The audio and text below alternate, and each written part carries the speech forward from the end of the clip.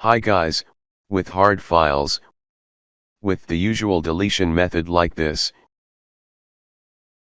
you choose delete to delete but it can't be deleted. Below, we'll show you how to remove the file.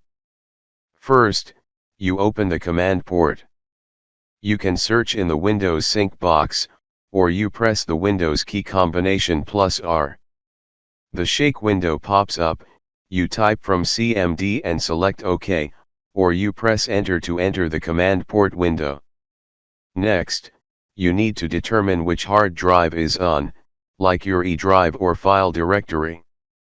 To enter the terminal, the hard drive in your machine is the E drive, so it will enter E. Note that it will write the drive, then enter the 2-point mark and then press enter, and then it will put it into the drive E.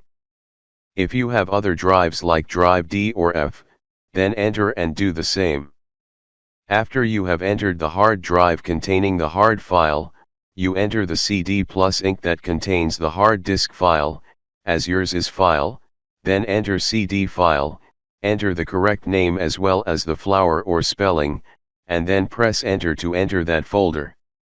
When you enter the folder containing the file, the next thing you do is enter the RD from the output, then enter the hard folder name, add the / character, press enter, and the hard file will be deleted.